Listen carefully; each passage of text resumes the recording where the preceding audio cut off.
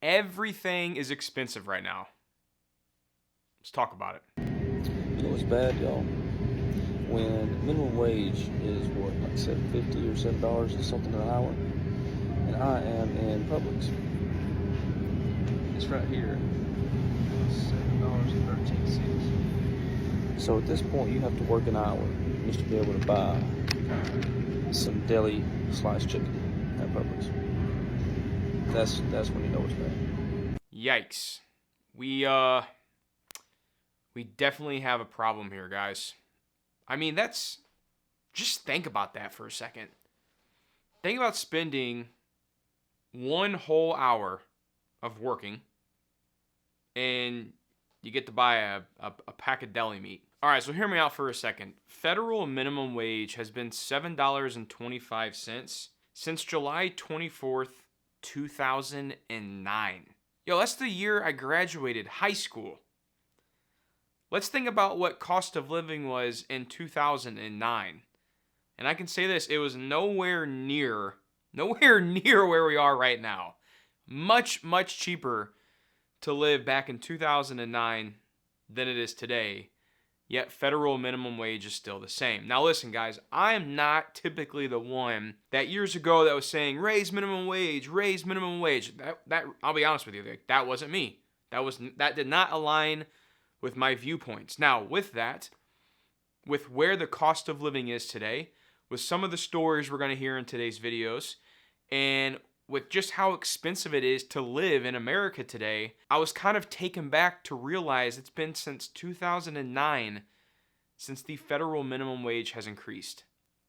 That is pretty crazy. Now, what does that number need to be? I don't know. And I know we're going to get comments of, like, oh, well, federal minimum wage is not meant to sustain a family and this and this and that. I get that.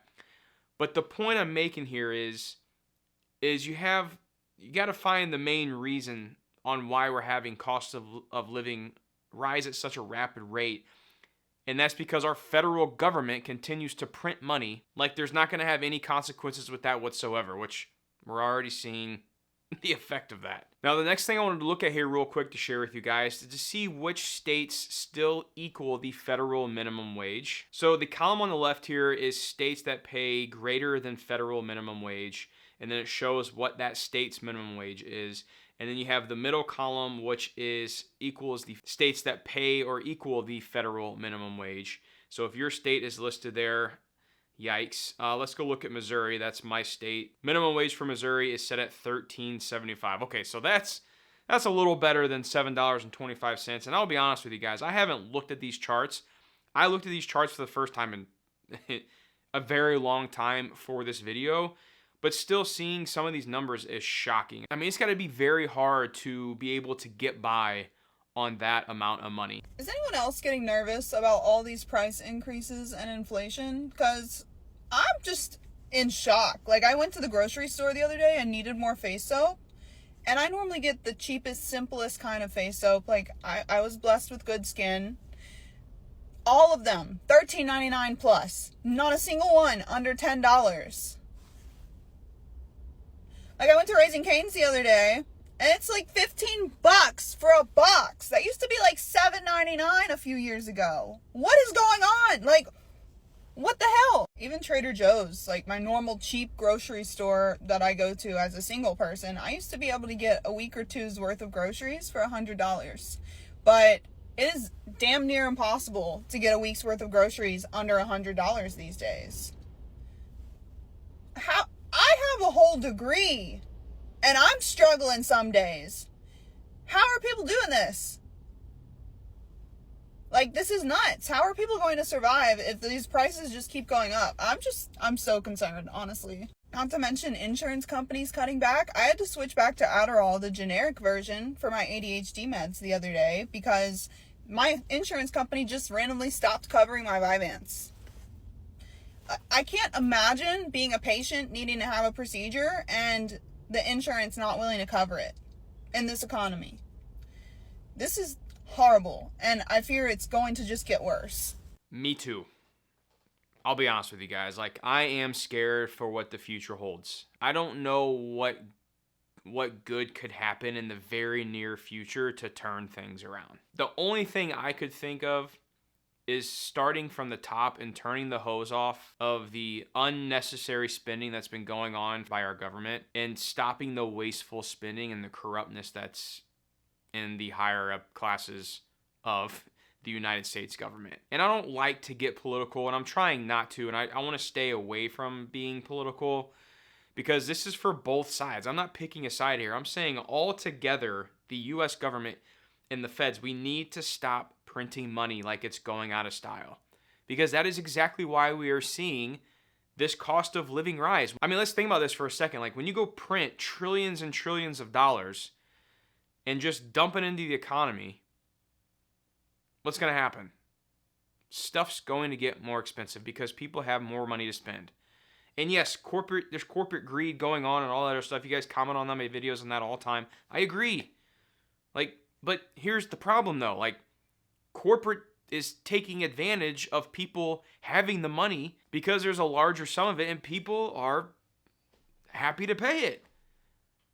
Everyone's still spending money. I mean, we went to a theme park the other day for, a little bit ago for look at Christmas lights and whatnot. And shout out to Silver Dollar City. And I'm sitting there and I'm just like, okay, I know roughly what it costs to get in here. I know roughly what it costs for food and drinks and beverages. And I'm just like, man, if people are really struggling, how are they affording a night out at the theme park? Well, this goes back to, living on credit cards, buy now, pay later. I really would like to know how many people that are using credit cards to get by, and simply when it comes to the end of the month, like my wife and I, we pay off our credit card every single month, and if we can't, well then we stop spending completely. But how many people are doing that on a daily basis? I mean, when you go to the mall, I remember we were shopping for Christmas presents, and you're at the mall's packed, Target's packed, Walmart's packed, Costco. Every time we're in Costco, it's just like people are pushing out carts full, and I'm sitting there, I'm rubbing my head because I'm like, I know things are expensive, and I know it's tough to get by right now, yet you see this. And I'm like, how are people doing it? I truly don't know. Either everyone I'm looking at out in the real world is just, making bank, or everyone out in the real world is truly struggling, but no one's really talking about it. That's why we are. I mean, I'll be the first one to tell you guys, I feel like every single month my wife and I have a discussion about our finances and what our spending look like for the month. And I feel like every month our credit card has continued to go up. Now again, I'm telling you guys, we use our credit card to take advantage of points. Every single month since I've owned a credit card, since I've been 18 years old, I have paid that off in full every single month. I've never paid interest on my credit card, ever. But the point I'm making here is every single month I look at the credit card, it gets higher. I'm just like, what? And then I scroll and I'm looking and I'm like, wow, well, that's definitely gone. It's like all food. That's what ours is. It's literally all food. We like to go out to eat and then, going to Costco and grocery shopping. It's so expensive right now. It's not even, I mean, my wife was showing me the grocery list the other day because she said she was getting stuff for supper. And I'm like, well, let me just take a look. And I'm scrolling through it because I don't do the grocery shopping. I don't. That's all my wife. Shout out to her. But she showed me some of these prices, and I'm looking at it, and I'm like, you've got to be completely kidding me. Insane. Absolutely insane. Like this girl said, I don't know how people are doing it. I really don't. It's no way around not living check to check. We all live in check to check at this point. Because you want to live in a good neighborhood, right? You don't want to live in the hood. Bills and all this is not doing nothing but going up. The average apartment, one bedroom is like $1,500-$1,600. Especially if you living on your own, that's what make it twice as harder. That's why people always try to go out for a second source of income. Really just to have some free money. You know what I'm saying? And it's kind of up because it's okay, let's say you work 2 jobs. You work 2 jobs, you don't have no time to yourself. Because when you away from the first job that you at, you thinking about going to the damn second job. Or you got to get ready to go to that second job. I swear, the economy nowadays is it's to the point where it's meant for us to struggle. I'm making $25 an hour back in motherfucking 2014. That's goddamn $50 an hour. Now $25 an hour is $16 an hour. What the f? You already got to worry about rent. And then you got to worry about bills outside of your house. Phone bill, car note, and you know it's a law to have insurance. And that ain't even half of the bills that majority of us got. That's why it be so hard to, save money and just maintain a good living at least. I get it. You got to work without looking at the clock, but god damn. My dude is spitting straight facts. I mean, like, it's tough out there right now, guys. I get it. I know it is. I see it myself. It truly is sad to see kind of where we're at right now as a society, as an economy, and as a country. And here's the part that scares me the most. So inflation is continuing to rise. I mean, we have numbers coming out every single month to see where core inflation is, and the inflation is always a number that's continuing to grow. Now, the percentage of growth has dropped a little bit. It's gone up a little bit too, but it's starting to come down a little bit, and we're hoping it stays sustainable around that 2 to 3%. But here's the problem. Prices aren't going to get cheaper. Like, we're at where we're at. It really comes down to two things. How long can people last with how expensive things are right now? Or two, we're going to have to go through some very, very rough times to live in a deflationary period. Basically, a deflationary period is whenever prices do come down. Home prices come down, grocery prices come down, and these prices come down because people can't afford anymore to buy them. And this goes back to what I was saying earlier. We're still seeing people out the mall and Costco and Target and carts full of crap. But until everyone truly cannot afford to buy anything else and they have to cut back, that's when you see that deflationary period. And the last time we've seen a time like that in our economy was 2008 and 2009. So we're going to have a major recession in order to bring back things down to normal. But in order to get there, I think, scary enough, the only way that's going to happen is if unemployment skyrockets and people start losing jobs and have zero income and can't pay for anything, to where prices are going to have to come down.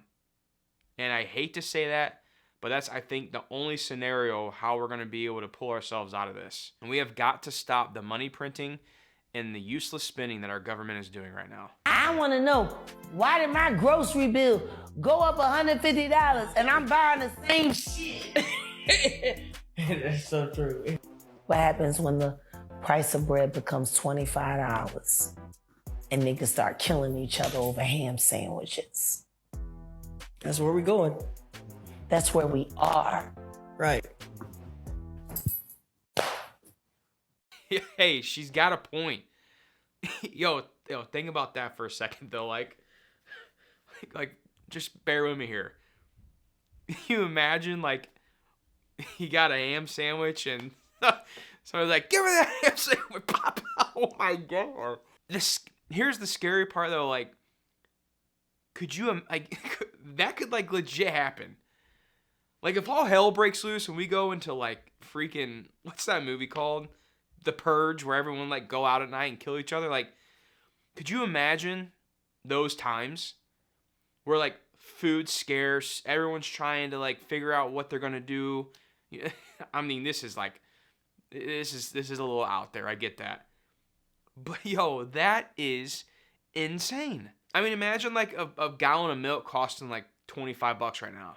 Like, that probably wouldn't surprise most of you. I mean, the what is it? There's this saying out there that the new $20 is the $100 bill. Makes complete sense, and I 100% agree. I mean, I'll have a $20 in my wallet, and I'll usually with like my dad, whenever I was younger, he'd give me like a 20 when I was going out, and that'd be like my mad money, right? I could spend it on whatever I want. And I do that for myself now. Like, I'll put a 20 in the wall. I was like, sweet, I got something for like a treat or whatever. Well, can't even buy me fast food with that sometimes. Crazy times we're living in, people. I hate to be the one to say this, but the reason that the cost of living is so high and the reason that regular household items and groceries continue to increase is because we don't know how to stop purchasing things. We don't know how to say no. We don't have self-control. Like, if I think about history and why in the history books people actually got like a little bit of change, it's because they had some sort of resistance, some sort of self-control. We literally buy. Amazon, TikTok, freaking Target, Fashion Nova, Shein, whatever the case may be. All of these stores always gets orders just coming in and out. At what point do we say no? At what point do we fight back? Because the reality of it is the government is looking at us like, okay, they're never going to stop. So why would we decrease the price on anything? Y'all need to just make some more money and fend for yourselves. But no, everybody has to have the latest everything. I don't know. But coming into the new year, January 2025, I will not be purchasing anything that is not necessary. And I say this and I'm holding myself to it because I am tired of eating my money. I am tired of wearing my money. It needs to go somewhere else. Who's with me? Yo, she was spitting facts. I mean, I've been saying in this video, guys, like the spending habits of everyone out there right now is truly insane on top of everything being expensive. And this is I'm going to end it with here. This is my last point, and I want you guys to think on this one for a second, and let me know your thoughts on this thought. Just give me your opinion on what you think about this statement I'm about to make down in the comment section. So, I have a theory, right, that the reason we haven't seen an economic meltdown yet is because of how most people are spending their money right now. The reason I think we haven't seen a massive recession or another Great Depression or something like that is because you look back, so the history of the credit card was created in like the 1950s or 60s, I believe. That's like when the first one was created. But credit cards really didn't become a thing until like later on down the road. But my theory is that we haven't had an economic meltdown sooner because we've been able to keep the economy afloat through borrowing money. And also money being printed left and right. You pull up the US debt clock, we're like $35 trillion in debt. I don't know what's going to cause that downturn. Maybe we're already there and maybe we're seeing it, but people are still living normal. The scary part is, how are they doing that? And I think the only way we're going to see a turnaround is when something bad happens. And if that does happen, or when it happens, you want to make sure you're prepared. So like she said in the last video, she's going to start getting her money right. I highly advise for you to do the same thing. Because you do not want to be stuck with your pants down if all hell breaks loose.